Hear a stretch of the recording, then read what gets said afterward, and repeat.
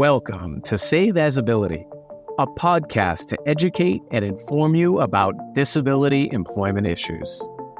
My name is David D'Arcangelo, and I'm your disability policy expert.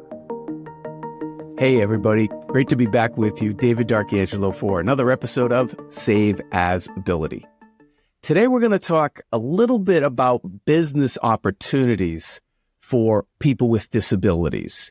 And as a matter of disclosure, just up top here, I'm going to be mentioning an organization that I'm a member of, and that's Disability In. They're one of the certification companies out there that certifies organizations as disability-owned business enterprise.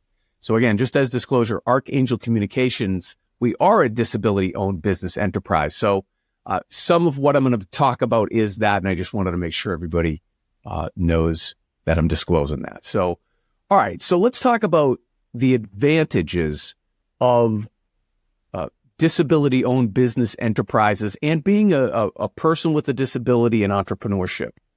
We've gone over this in the past, and we can put a link in the description here about the research that indicates that a very viable path for many people with disabilities is to be an entrepreneur or pursue their own business interests. And that's one of the things I'm doing. But we know this through data, through studies that we've done, that it really provides the flexibility. It really provides to be able to come up with your own sets of hours, your own accommodations, your own modifications, whatever you need to be successful. So entrepreneurship and setting up your own business is really a viable path for many people with disabilities. It's provided for in vocational rehabilitation training. And again, I think it's been demonstrated that if you can do that, oftentimes then people with disabilities get lured away and sometimes either pick up contracts that end up turning into long-term opportunities as being a vendor or a supplier for organizations, or sometimes even going into larger companies in as a role within that and picking up a job there. So a little bit about that, though. Many organizations, and I'm using organizations purposely, not companies, because on the public side, you have these publicly traded companies that have in their bylaws or in their performance metrics, things, their long-term plan goals that they're trying to be inclusive of various diverse groups, women, other minority categories, of which people with disabilities are one of those groups, okay? So it's on these publicly traded companies, it's in their best interest to try to bring people with disabilities into their supply chain as vendors to be able to provide goods and services and things like that. But then additionally, on the public side, whether it's local governments, city and town governments, state government agencies, federal agencies, oftentimes there's laws or regulations that give aspirational goals or additional points in a scoring system for those types of organizations to be able to incent those types of organizations to be able to utilize people with disabilities, again, for their supply chain and their vendor and to provide goods and services for them.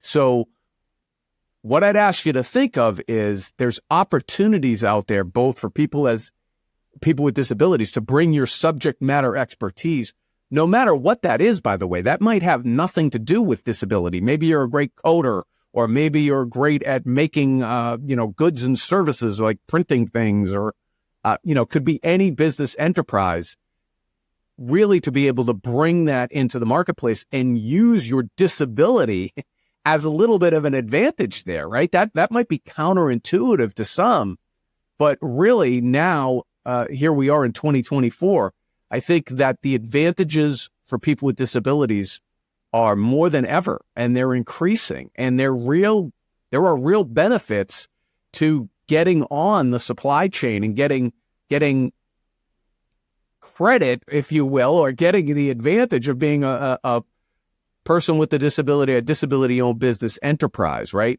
So the example I'd use there for the public side is oftentimes in these public bidding contexts, there's what's called the prime vendor and then there's the subprime vendor.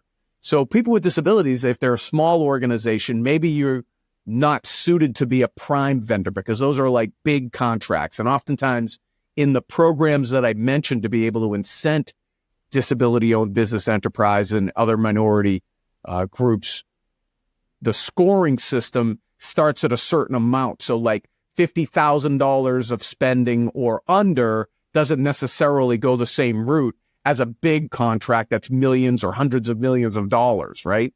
So again, there's this prime subprime relationship. So in the smaller contracts for the smaller business, disability-owned business enterprises, maybe it is appropriate to be the prime contractor for a contract that's, only $25,000 or something like that.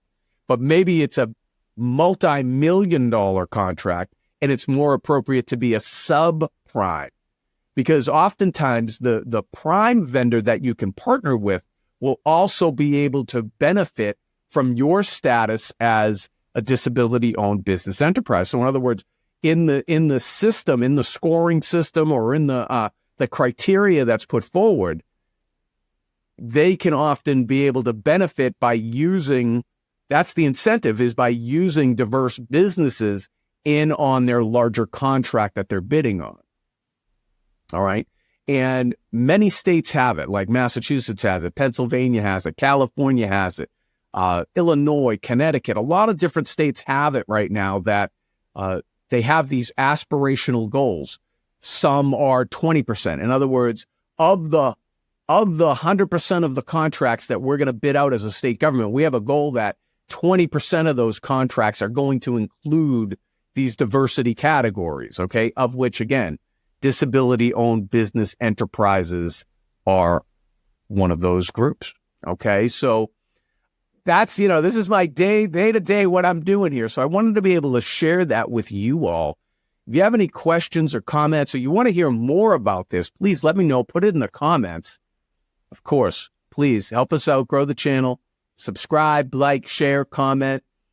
We're on this journey together here. Save as ability. We're trying to get people involved in the workplace, whether as an entrepreneur or employed, whatever the case may be. But I'm fired up. Let's go. It's David D'Arcangelo. I hope you have a great day. For more information about disability employment issues, please visit our website, disabilityemploymentsolutions.com. The Save As Ability podcast is available on Apple Podcasts, Spotify, our YouTube channel at Disability Policy Expert, or wherever you stream your podcasts. Subscribe, stream, rate, and review our shows. Your ratings and reviews help our show reach new audiences. Produced by Pod Pro Entertainment. Save As Ability lives within a network of podcasts located at podproentertainment.com. #TheNewRadio. Again, my name is David D'Arcangelo, and I'm your disability policy expert. Until next time, thank you. I hope you have a great day.